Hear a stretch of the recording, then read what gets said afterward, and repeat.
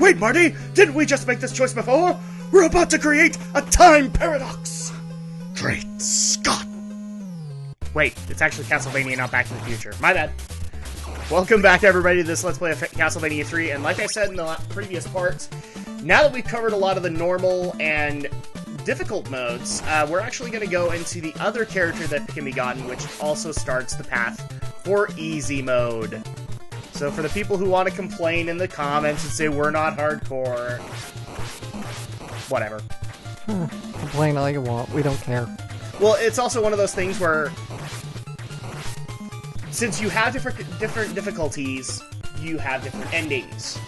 And truth be told, I actually think the easy ending is in my opinion, the proper ending for Castlevania 3. And we'll find out when we get there, but... What does it make it that the easy ending is the proper ending? I think it's personally the best ending and also the most proper one because it actually involves the characters that are a part of it. I'll get into it when we actually get there, because it's a little hard to go over, and I will spoil this in advance, guys. I did not know... Unfortunately, because of time, I was not able to go and get, like, every single ending and all that. It would take too much time to do. How many endings are there? There are 3. Well, technically there are 4. Okay. So basically 1 for each character and 1 for Trevor alone. At least I think there is an ending for Trevor alone. But I tried to pick the best one, and trust me, guys, when I say this, I will give a solution for people who wanted that. But unfortunately, this is a pretty hard game to do, and it takes a lot of time just to get where I was getting. But now we are at the boss of this new path, surrounded by a bunch of statues, who knows why.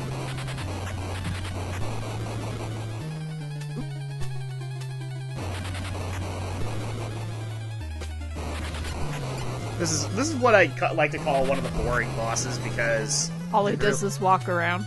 Well, you can only hit him on his head. And so, basically, all you have to do is just wait until he pats around, and then you can go strike him a couple of times. He doesn't even attack you. He does. If you hit the ground, he'll charge you.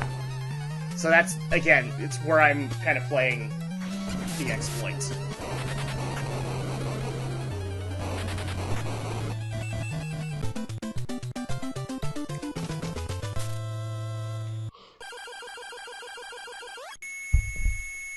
The way this character looks kind of reminds me if he was Hercules or something. Yeah, kind of. Alright, so here's the other character. And it broke the game again. Thanks for helping me. I'm Syfa, the vampire hunter. Ooh. I will follow you if you need my help.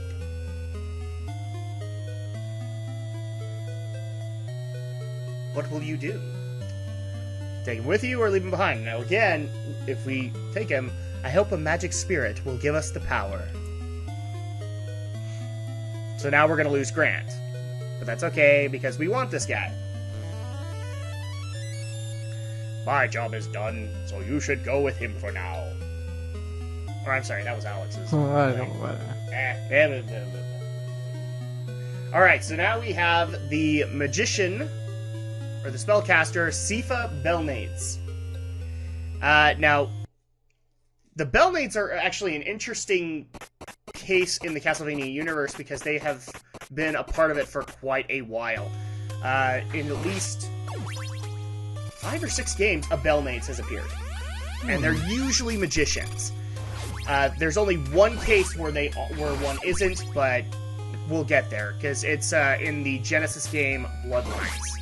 And even then, it's kind of a loose relation to the Belnades. Now, personally, Syfa... I did not believe for a minute Syfa is a man. What?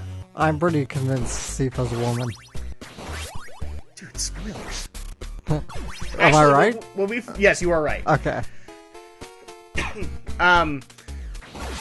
Yeah, we're spoiling this a little bit, but this was kind of another Metroid moment where everybody's like, oh yeah, dude, totally a guy. And then all of a sudden at the end, it's confirmed that Syfa's a girl. And so at that point, everyone's like, Yes, in fact, I probably should have had Andrea play her, but I was trying to keep the mystery. Trying to do a big reveal, but then Alex ruined it for me. So, as you can kind of see with Syfa's gameplay, she has this really weak staff. Not really a whole lot going for her. The main part is that her sub-weapons are spells, and very powerful ones. In fact, she has the power to be able to nuke bosses down pretty quickly, if you get the right spells. There is one spell you never want to get, and it just so happens the AVGN covered it. She gets a ice spell, and the problem is that when you freeze something, you have to hit it, because it becomes a solid object in front of you. Quiet you, Alex. Sometimes I had problems jumping with Syfa. This is actually we're actually right now on the easy path, which is going through a very dark pirate ship. You would halfway expect Jack Sparrow to come out of nowhere. But no, it's not that kind of pirate ship. It's the pirate ship of Dracula! What game do you remember playing on a pirate ship, Alex? There's a few. There's Donkey Kong Country 2, for the most part. There's probably a few others. Hook on the Super Nintendo. It kind of makes me think of Wonder Boy 3. Oh, I didn't play Wonder Boy 3. I think I played the first one. Which, considering the Sega Master System, that was actually a pretty good game. Oh, I really liked that game. Oh look, more jumping. Yay. You actually begin to hate jumping as Syfa because she is... I don't know how they did it, but she's stiffer than Trevor. So... Yes, how is that possible? Yeah. This is one of those things where gameplay could have been improved, and I'll even admit that, but it complements the game, and thankfully in later iterations they fixed that whole very stiff jumps.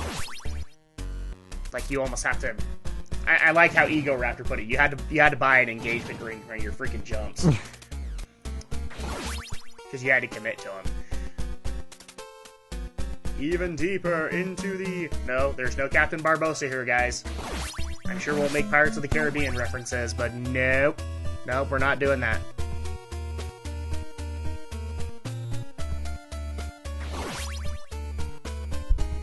Even Davy Jones.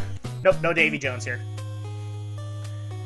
Davy Jones did not get his required pay and therefore did not side with Dracula in the conflict. Because, Dracula's kind of stiff when it comes to paying you.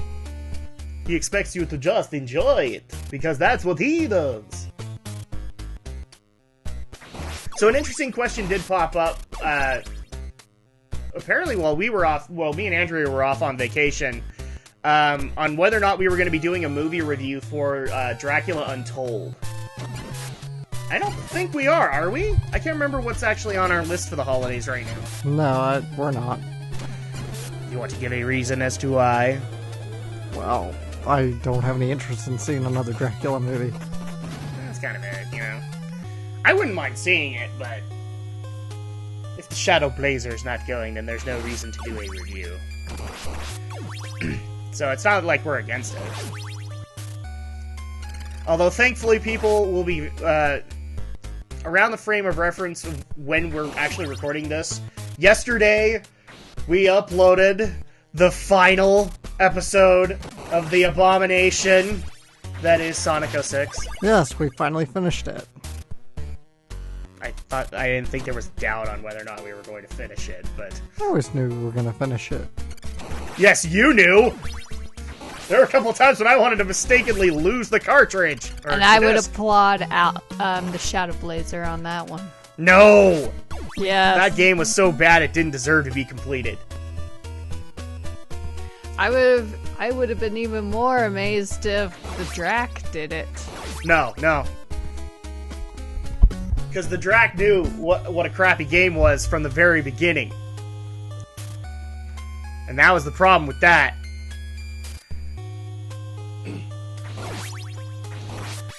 But yes, we have completed it, and actually, it's been interesting. We haven't really gotten a whole lot of hateful comments thus far. Just, you know, that we provided good commentary on it. To which, thank you. I'm kind of surprised that we haven't gotten any dislikes yet. They're coming. Because most people don't like the game either. Yes. It's that rare few that actually thinks the game is good. I'm interested in what kind of comments you guys got for that one. Mostly just they appreciated the commentary and liked the overall LP. That kind of stuff, but we haven't gotten... Like, we've gotten dislikes, but we haven't gotten criticism on the videos, so... I guess that's true. Okay. What do you suppose? Dislikes of not liking the game, or...? I think Alex kind of answered that. It's the people who actually like Sonic 06, so... Oh... Alright, so this is actually a very unique boss. You only see it once or twice, where it's actually kind of a boss gauntlet. As you can see, we have two coffins here, and the ancient spirit opened up one of them. Well, now the spirit's going to go around and open up the second one. Gee, I wonder what's in there. Oh, look, it's my unfavored boss. This actually is a cool concept for a boss, just having a boss rush, but only till later, when we come across one with 3 coffins. Just because it kind of urges you to keep your health, somewhat.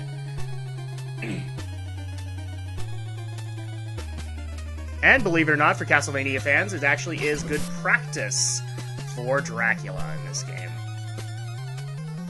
Because after Castlevania 2, Konami had to make up for their mistake. And make up for it, they did. Alright, so we are done in the ghost ship. And so now it has sailed us over. See, usually in the normal and hard paths, you loop around in the valley. This one, you just go straight to the tower.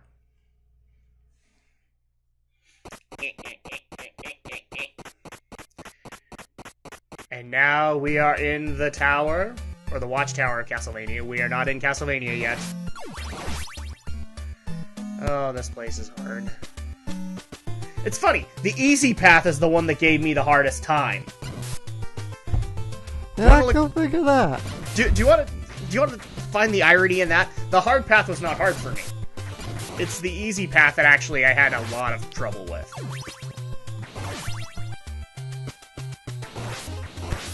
Oh! Okay, I do not like it when they send me back, because it's the typical Castlevania problem. And then that happens. Alright, well, we have a fix for this, because we're going to switch back over to Trevor. Besides, this is going to be one of those levels where Trevor's going to be a lot more helpful than Syfa. No, I don't want a knife, but I'll take it anyway.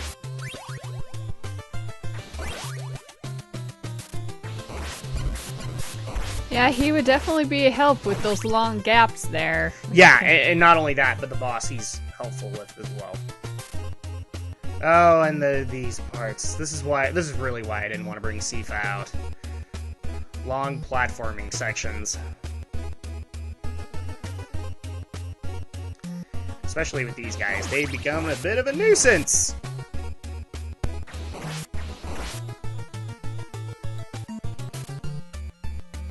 Okay, so I think this is the top. Yes. No! No! We're getting there. But I'm so sick and tired of these guys. That's the problem. These guys are basically bigger Medusa heads. They are meant to just hit you. So that you lose health, and you're less prepared for other areas, or die. Because they can't knock you off the stairs. So it's just like, oh, okay, well I just had to take that hit, I guess. Cool. Checkpoint. Now, this level might look familiar for some people who have watched our Castlevania LP. It looks like a lot of the assets were borrowed from the second level of the first game.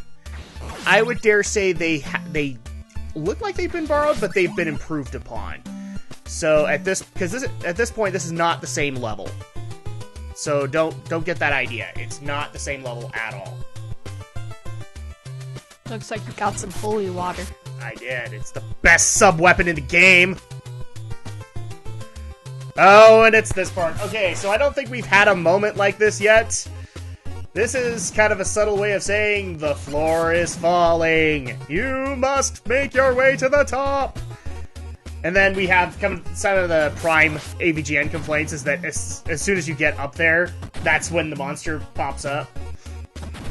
Like that! So basically, if you go too high, like into the score screen, you die. If you go too far below, you die. Okay, so this is an auto-scroll level, basically. A what? Auto-scroll level. Yes.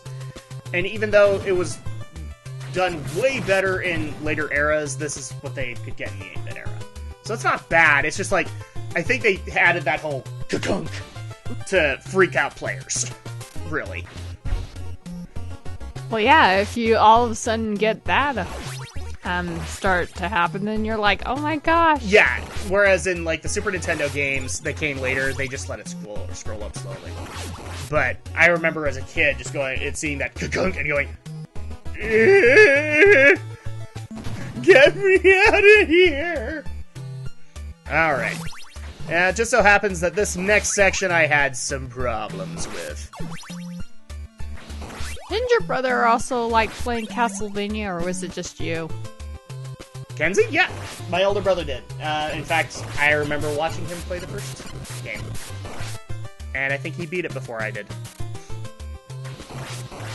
Oh, this is a fun part. Having all these dragons shooting their fireballs at you. Yes, my older brother is a fan of Castlevania. He's just not a fan of later games. So, like, Lords of Shadow, he thought wasn't all that great. Okay, thankfully I'm out of this gauntlet. Uh-oh, there's a raven. Nevermore. Bird, raven, nevermore. Yep. Okay, so up the stairs we go. Here's more ravens. And not the Teen Titan character. Because that character's awesome. Yes, he has watched like an episode or two of Teen Titans. No, I'm not talking about Teen Titans Go. I'm talking about the original series. Yeah, but still. I didn't have that one. Alright, so here is Frankenstein Revisited. People can remember he's not exactly that hard a boss with Trevor. They tried to make him harder because, ooh, closed spaces! But yeah, didn't really help. Dope.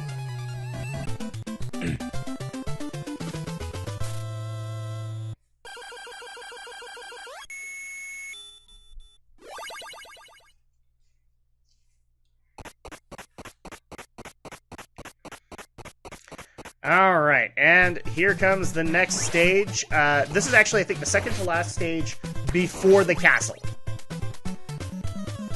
Then we get to scale the castle. And all of its wonders. Of horror. Its horrible wonders. Oh, and these parts. Okay, so there's gonna be two parts in this LP that I'm just gonna be screaming at. This is one of them. Because this was basically a cheap attempt to get mermen more in the game. So they can follow you in these water trails. And they move faster than you. And it sucks. There we go. But thankfully we got this one out of the way. The next one's gonna be a pain in the arse.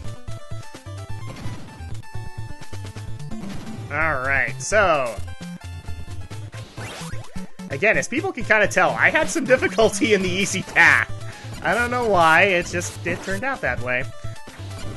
Apparently hard mode was easy mode for me. Because the Sunken City of Dragons, I had no problem. And that was the first time I had ever taken that path. Is that right? Yeah. Most of the time when I was a kid, I took the intermediate path. Mm-hmm. The one where you can get Alucard, but you don't have to go down in the Sunken City. Mainly because I'd seen my brother do the Sunken City and went, no. I will beat this game before my brother, because I will take the easier path. Which path did he take and beat it before you? I don't think my brother ever beat Castlevania 3. I might be wrong about that. He tried to take the hard path, because he tried to do the Sunken City of Dragons. Oh, man. Am I really gonna have this moment? Okay, no. I can do the dance with the Axe Knight. I promise. Oh, stupid stopwatch.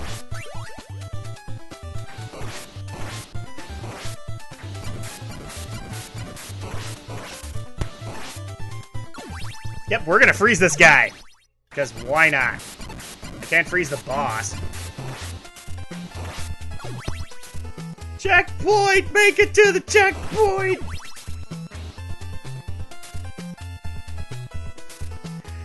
Oh, and this is yet another fun part. This actually gets emulated fairly well in later games, but okay, we're walking, and we're falling! And we died. Well, you died before you fell. Yes, but you see the point of this, right? You have to keep going, otherwise you can fall behind, and falling behind means your death. No! Must move faster! Oh, and that part too. Mermen can jump out of nowhere and knock you back and make you die. But it's okay, because we got it done.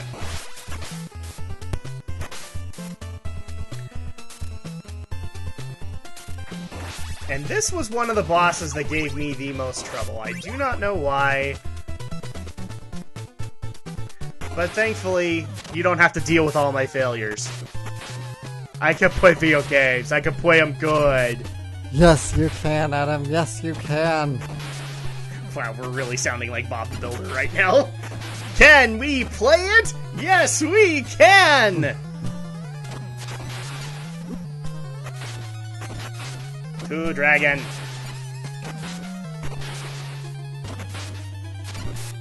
Now, actually, little point of little reference here. You actually can use Syfa here, and it makes it a little bit easier because she can just smack him constantly.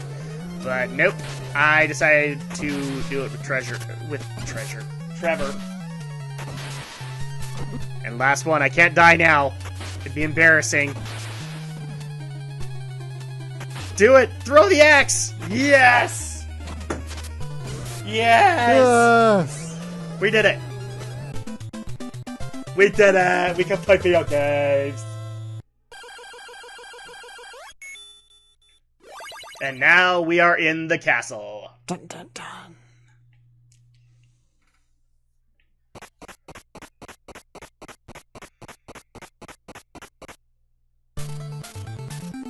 Okay, so at this point, we are now scaling our way through the castle to face Dracula.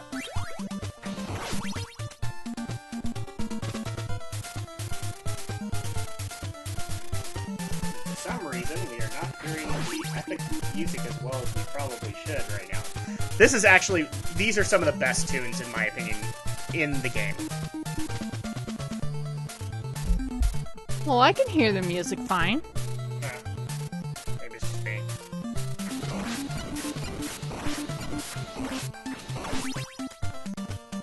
There we go. It was just me. It was just you. It was just me. I like this music! I'm having my Shadow Blazer humming moment. Because it's Castlevania.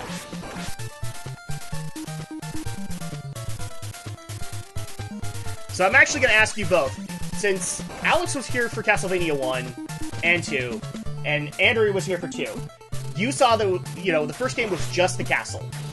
Then in 2 they tried to do the outside area, and this one kind of complements that concept. Do you think that was a good idea or a bad idea to put everything outside the castle and then make you have to work your way to it? What about you, Andrea? I would not know. Doesn't bother me, I gotta say. Except at this point, you're tired from the workday, so, Yes. I actually like the idea. It just adds for more level design. You don't have to be cooped up in a castle. Mm-hmm.